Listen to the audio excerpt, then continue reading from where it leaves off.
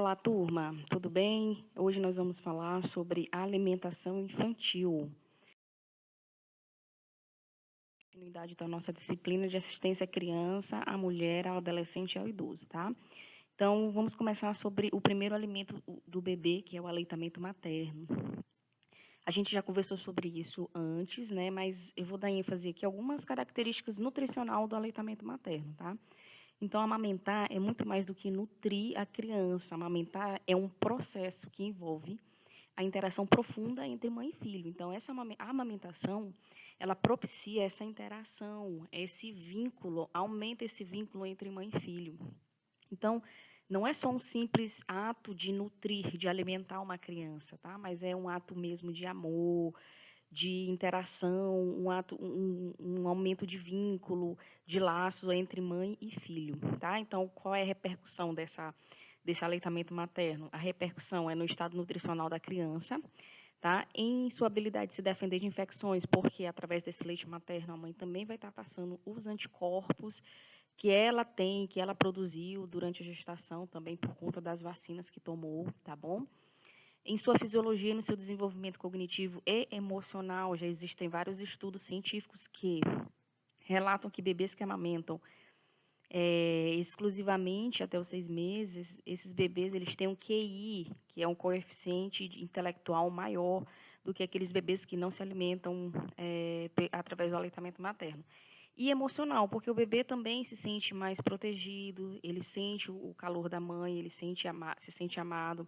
Então, esse aleitamento materno ele tem essa repercussão, tanto no emocional como no desenvolvimento cognitivo dessa criança. E além de ter implicações na saúde física e psíquica da mãe. Então, já é comprovado que as mulheres que amamentam, as mães que amamentam, elas voltam ao peso após a gestação mais rápido, elas diminuem a chance de riscos de câncer de mama, a involução uterina, que é o processo logo após o parto, que evita a hemorragia materna, também é mais rápida, ou seja, diminui a chance dessa mãe ter hemorragia materna também, tá?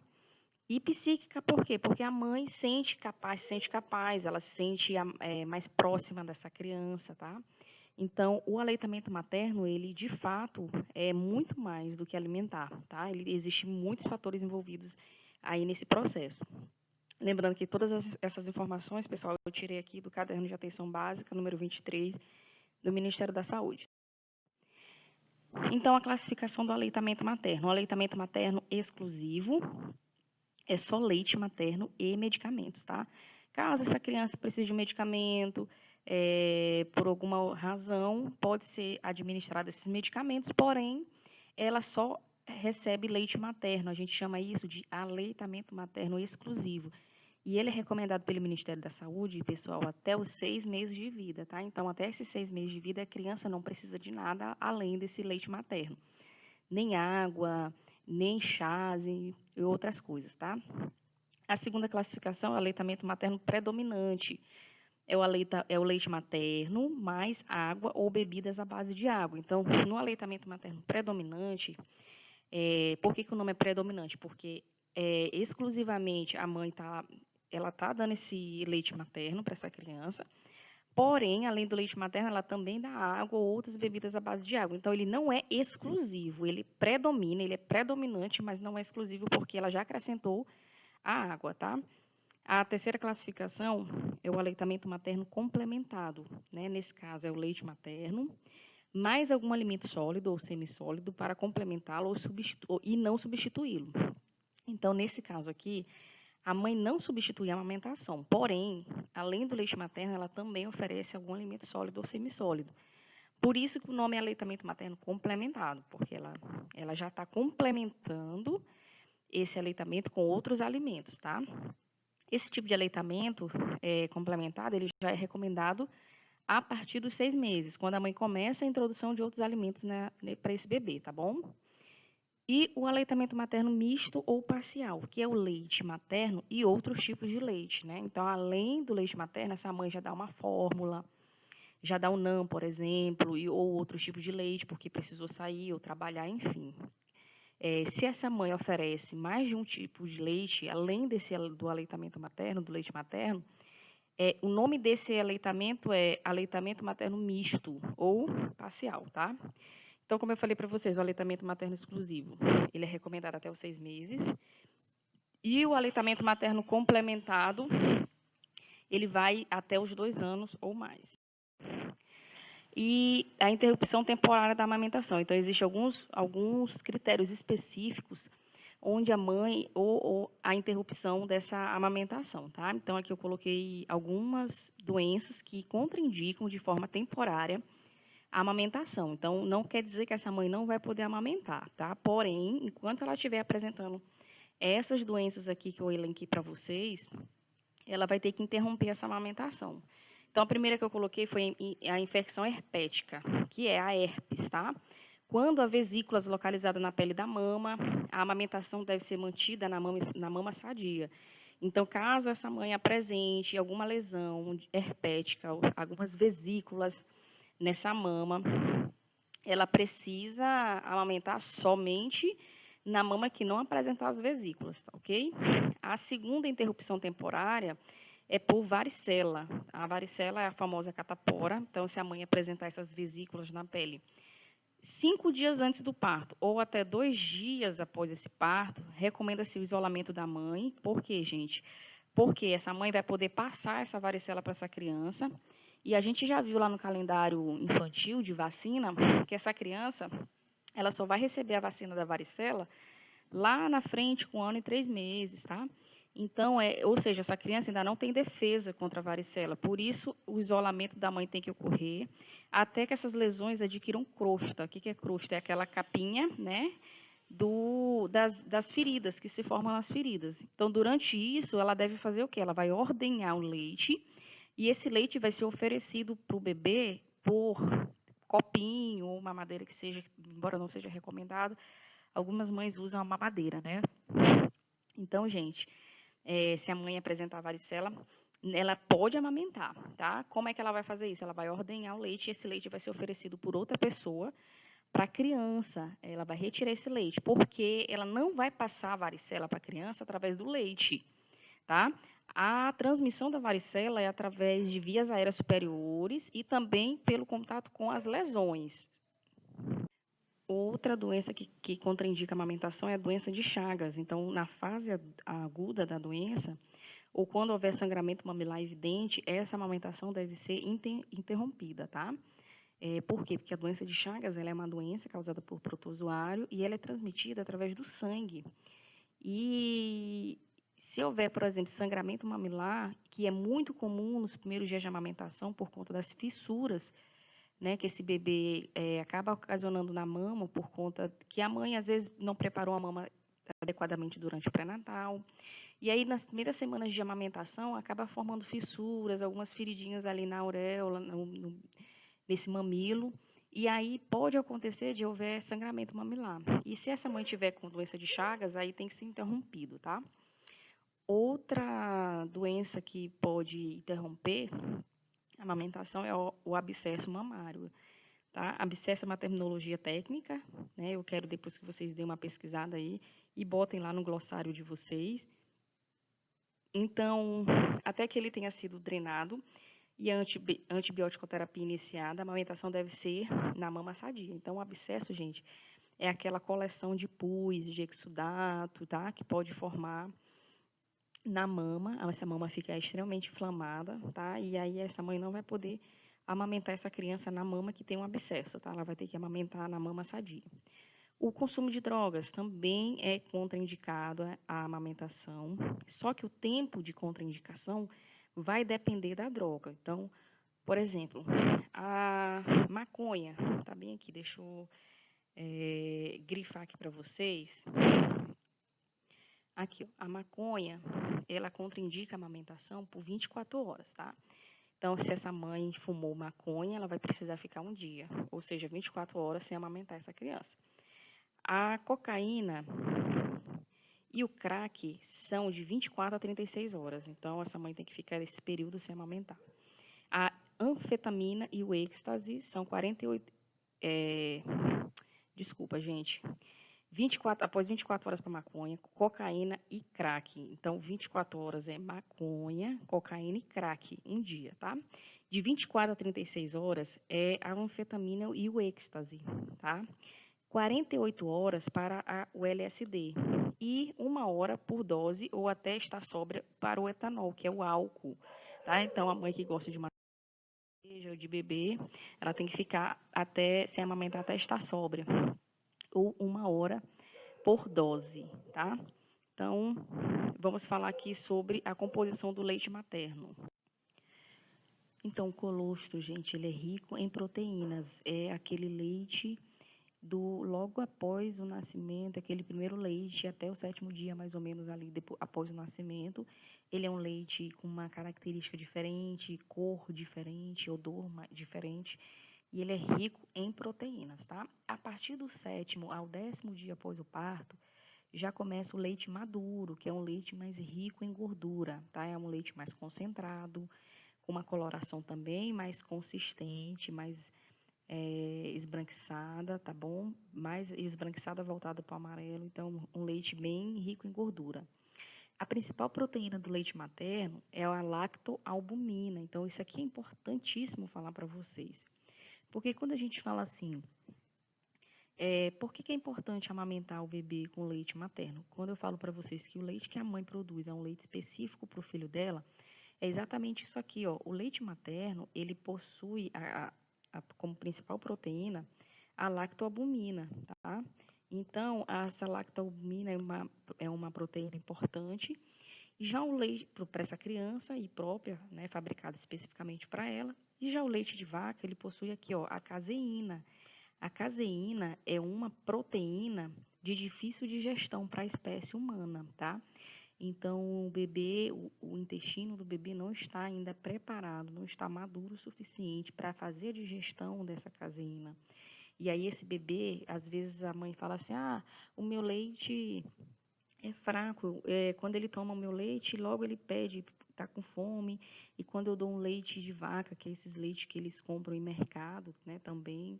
Ou o próprio leite de vaca, que é extraído, né, nos interiores, é muito comum isso. O bebê ele fica muito tempo cheio, ou seja, mas por que que ele fica muito tempo cheio? Porque a principal proteína desse leite é a caseína e ela, olha aqui, ó, de difícil digestão.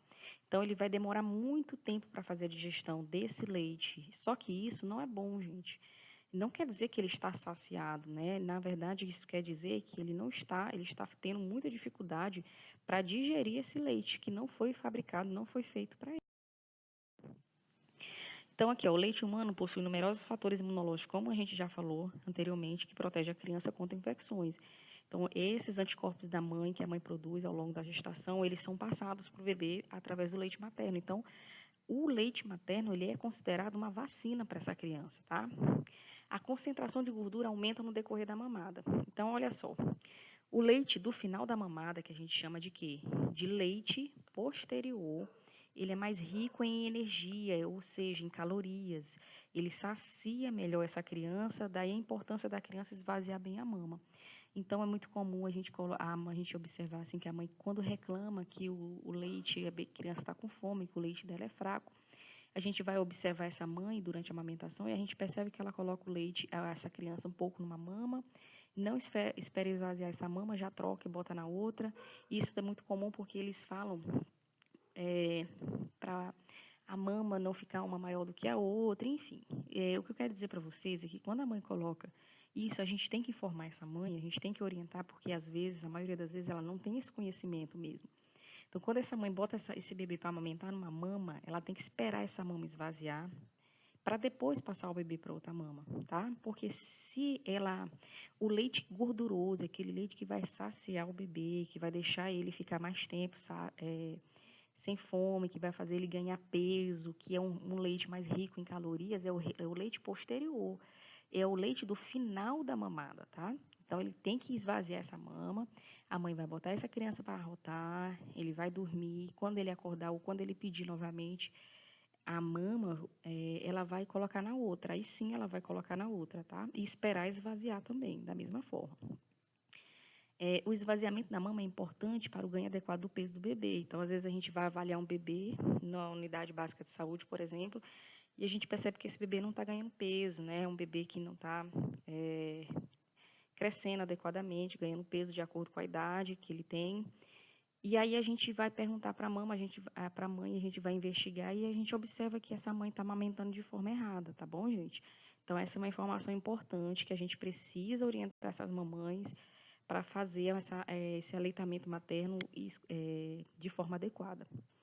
O leite materno ele pode ser conservado na geladeira também, né? Às vezes a produção de leite da mãe é muito grande, o bebê ainda está se alimentando, tem uma demanda menor, e aí essa mãe às vezes, precisa esvaziar essa mama, ou talvez até porque ela precisa trabalhar, vai precisar sair de casa, e aí, para não dar outros leites, outras fórmulas, ela pode ordenhar esse leite. Ele pode ser armazenado na geladeira, ó, embaixo na geladeira por até 12 horas.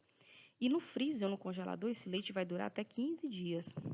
Então, ela, com auxílio de uma bombinha ou manualmente mesmo, ela vai conservar num frasco, de preferência um frasco esterilizado, vai ferver esse frasco, um frasco de vidro. Ou no próprio frasco de plástico também, mas que esteja limpo, estéril. E aí, para não contaminar esse leite, né? Ela vai ordenhar, vai botar esse leite nesse frasco. Se esse bebê for consumir esse leite ainda no mesmo dia, ela pode botar na geladeira embaixo. Caso ela queira guardar esse leite, ela pode conservar no congelador por até 15 dias, tá? Então, quando o bebê pega a mama adequadamente, gente, eu coloquei essa imagem aqui para que vocês observem que ele requer uma abertura ampla da boca, ó. Ele abocanha não apenas o mamilo é o bico do peito, né? Então, é, ele, ele, aba- ele vocês só podem observar aqui na imagem, né, como é que fica. Então, quando ele faz essa abertura da boca, né, e a parte de cima da mama fica mais visível da auréola, ele forma uma vedação, forma um vácuo, né, indispensável para que o mamilo e a auréola se mantenham dentro da boca do bebê. Então, olha só que bonito, a gente chama isso aqui da boca de peixinho, né? Observem que o queixo aqui do bebê, ó, está encostado na mama, ó, tá? A parte de cima, essa parte aqui de cima da auréola está mais visível do que a parte de baixo. A boca fica aberta como se fosse uma boquinha de peixe, tá? Olha aqui que bonitinho. O nariz aqui não encosta, fica livre, ele não encosta na mama, justamente para essa criança respirar. A bochecha, vocês observem que a bochechinha dele aqui está cheia, ó. Quando ele suga, ela enche, né, de leite. Os lábios são voltados para fora. Isso é uma pega correta. Então, quando o bebê pega de forma adequada, ele evita fissuras na mama dessa mãe. Ele faz uma vedação completa ali. Ele vai ter menos, quando ele for arrotar, ele vai ter menos gases, porque uma das causas de gases durante a amamentação é porque quando esse bebê está sugando, ele está engolindo ar. Por isso que tem que ser colocado para rotar logo após a amamentação, tá? Então, o esquema alimentar de crianças menores de 2 anos que amamentam. Então, antes dos 6 meses, até os 6 meses, a gente já sabe que o aleitamento materno tem que ser o aleitamento materno exclusivo, mas nada impede também da mãe ter outro tipo de aleitamento materno, de nutrição, se essa mãe, por exemplo, não pode amamentar por alguma razão. Então, após os 6 meses, o que é recomendado? O aleitamento, mais 2 papas de quê, gente? De frutas, tá? E uma papa salgada, comida de panela. Certo, então a papa salgada é aquela comida de panela, né? Mas depois amassadinha, de forma que forme uma papa mesmo, tá? Após os 7 meses, o aleitamento mais 2 papinhas de fruta e 2 papas salgadas, tá, gente? Aí, então, aqui a gente já acrescentou, depois dos 7 meses, mais uma papa salgada. E após 1 ano de vida, né, vai ser o aleitamento materno, mais 3 refeições principais da família. Então, o que a família come, o bebê já pode, essa criança já pode comer, contando que tem uma consistência, né, um pouco mais pastosa. Os legumes, por exemplo, podem ser inteiros, mas bem cozidos, né? Porque a gente sabe que esse bebê ainda não tem os dentes todos ali e ele vai precisar de alimentos que sejam fáceis, ou que não sejam muito consistentes para que ele possa estar fazendo a deglutição, tá? E lanches nutritivos. Esses lanches já podem ser frutinhas, tá? raspadas ou amassadas também. A partir dos 12 meses, a criança já precisa receber pelo menos 5 refeições ao dia, tá, gente? Então, aqui é o esqueminha alimentar dessas crianças até os 2 anos.